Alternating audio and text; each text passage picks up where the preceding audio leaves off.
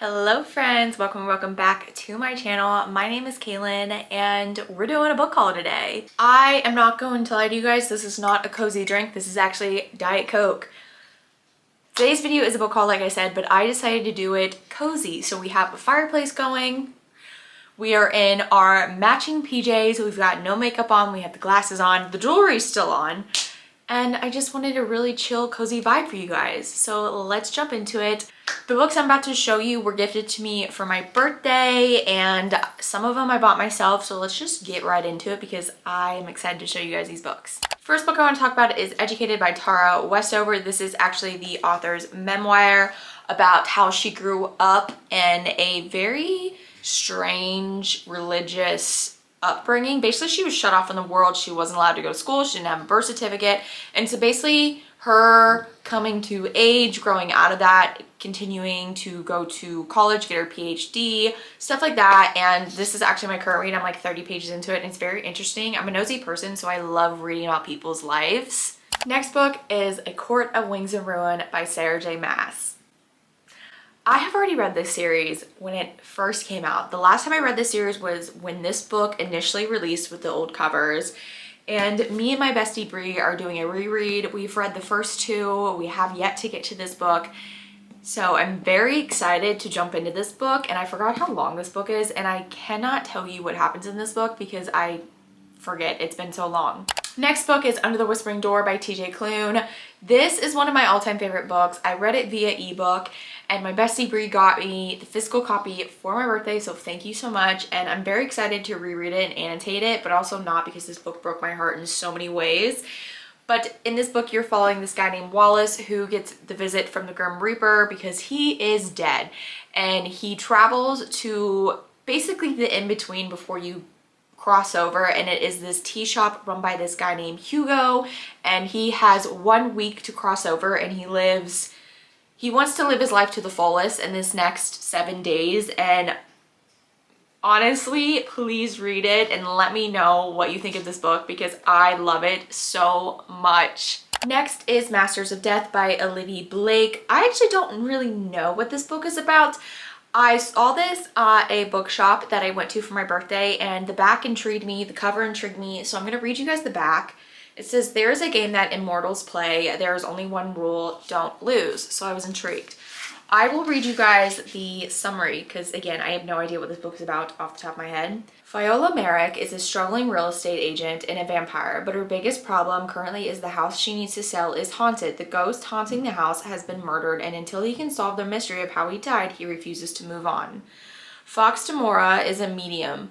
Though he is also most definitely a shameless fraud, he isn't entirely without his uses, seeing as he's actually the godson of death. Oh, when Viola seeks out Fox to help her with the ghost-infested mansion, he becomes inextricably involved in a quest that neither him nor Vi expects or wants. But with the help of an unruly poltergeist, a demonic personal trainer, and a sharp-voiced angel, a love-stricken reaper, and a few mindless practicing creatures, Vi and Fox soon discovered that the difference between a mysterious love and an annoying dead body isn't nearly as distinct as they thought.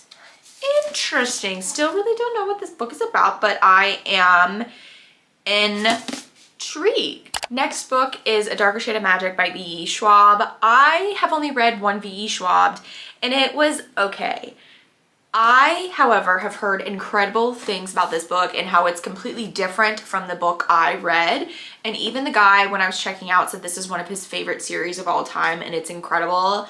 And I am going to read the summary because, again, I don't really know what it's about on top of his head. Most of these books, I don't really know what they're about. I kind of went for books that really intrigued me, so this is one of them. Before I start, let me point something out because I feel like I have to say this in every book video that, like, I'm reading stuff.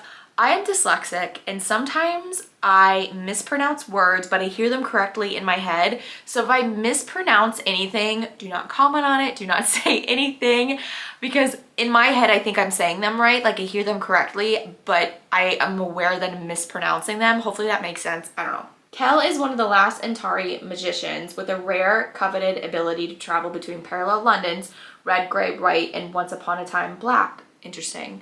Kel was raised in Arnis, Red London, and officially serves the Marish Empire as an ambassador, traveling between the frequent bloody rain changes in White London and the court of George III in the dullest of Londons, the one without any magic left to see. Unofficially, Kel is a smuggler, servicing people willing to pay for even the smallest glimpse of a world they'll never see. It's a defiant hobby with dangerous consequences, which Kel is now seeing firsthand. After an exchange goes awry, Kel escapes to Grey London and runs into Delilah Bard, a cut purse with lofty aspirations. She first robs him, then saves him from a deadly enemy, and finally forces Kel to spirit her to another world for a proper adventure. Now perilous magic is afoot, and treachery lurks at every turn. To save all words, they'll first need to stay alive. Okay, I'm into it. Heard nothing but incredible things, and I know a book was just released for this series, or maybe it's accompanying this series or set in the same world. I don't know. The next book is a book that's out of my comfort zone because I am not a romance reader, but I also want to be in with all the BookTok curlies and what they're reading and what they're saying about these books, and it's one of those.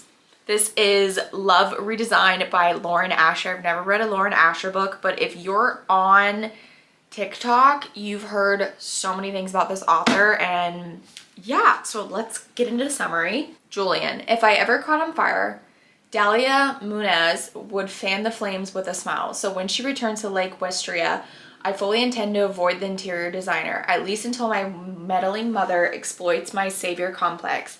The faster I help Dahlia find her creative spark, the sooner she will leave town. But while I was busy getting rid of Dahlia, I overlooked one potential issue.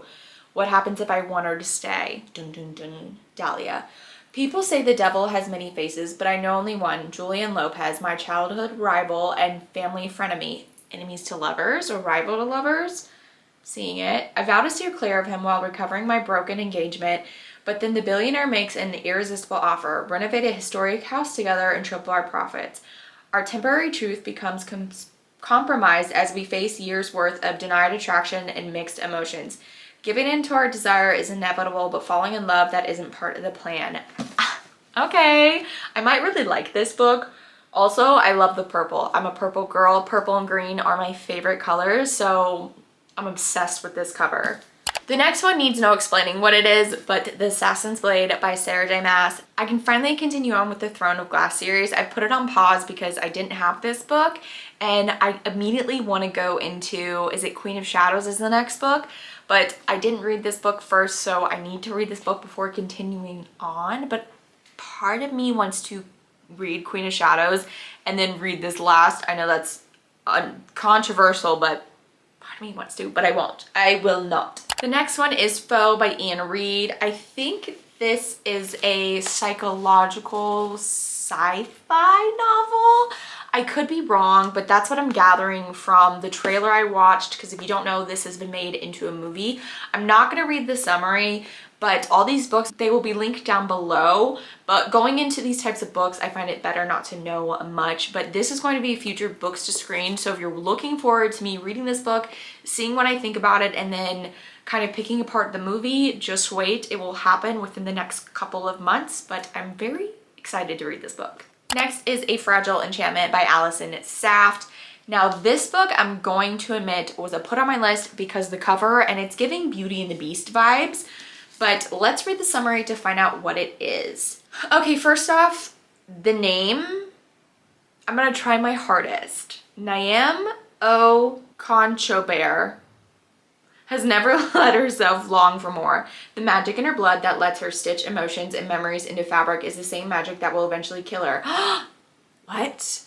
Determined to spend the little time she has left guaranteeing a better life for her family, Naim jumps at the chance to design the wardrobe for a royal wedding in the neighboring kingdom of Avalan. But Avalan is far from the fairy tales she imagined. While young nobles attend candlelit balls and elegant garden parties, unrest brews among the working class. The groom himself, Kit Cameron, is prickly, abrasive, and begrudgingly being dragged to the altar as a political pawn. But when Naim and Kate grow closer, an unlikely friendship blossoms into something more until an anonymous gossip columnist starts buzzing about their chemistry, promising to leave them alone only if Naim helps uncover the royal family's secrets. The rot at the heart of the Avalan runs deep, but exposing it could risk a future she never let herself dream of and a love she never thought possible.